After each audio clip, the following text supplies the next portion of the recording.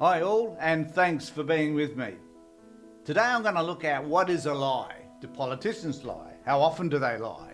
Do they lie because they need to maintain a policy position or they wish to change their mind in relation to a policy position?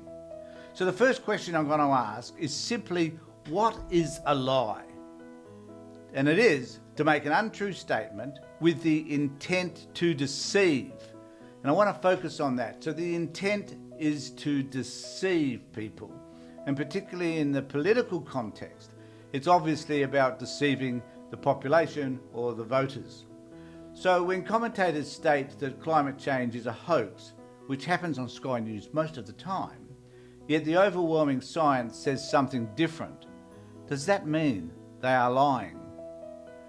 When they declare that Dutton will win the next election and he doesn't, which he probably won't, does that mean they were lying? Are aspirational views viewed differently than policies? Surely all policies are aspirational.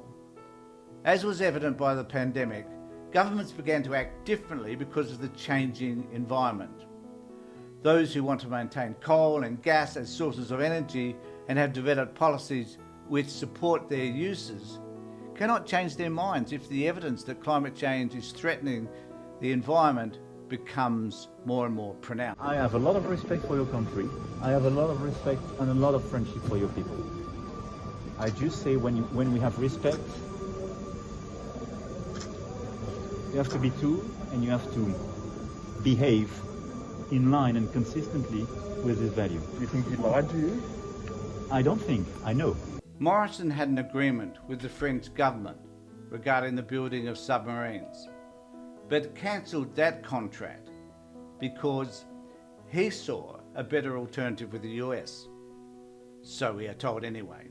He reneged on that contract. He lied. Andrews had a contract with the Commonwealth Games Committee to hold the Games in Victoria, but he cancelled it. One could argue that in both cases, change in circumstances meant a change in policy. Not too sure about the French deal though, I must confess. In both these cases, a commitment was made and not kept. Is that lying?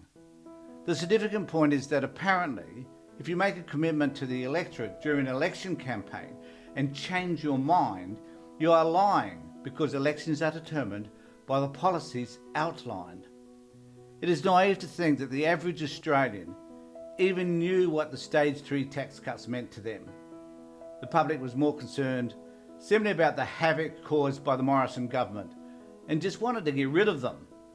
To bang on about the importance of the tax cuts, given that the lower income group were getting nothing and that those who were to benefit the most were the rich, is crazy. The right want us to believe that a change in policy is a lie. They also want us to believe that when a Labor government change a policy, that they can't be trusted. However, we also tend to forget the impact of robo-debt, or the 5 ministries held by Morrison, or the babies overboard lie perpetrated by Howard. The next month there was another significant asylum seeker incident where Howard government ministers falsely alleged that asylum seeker parents had thrown their children into the sea in order for them to be able to claim asylum when they were rescued. You've got some photos to show this, have you? Well, it did happen. The fact is the children were thrown into the water. There's nothing in this photo that indicates these people either jumped or were thrown. I don't want in Australia people who would throw their own children into the sea. It didn't happen, but ministers said that it did. Were in the water because the boat was sinking. Then it doesn't matter what had been offered before. Accept it and move on. Perhaps Sky News should do the same.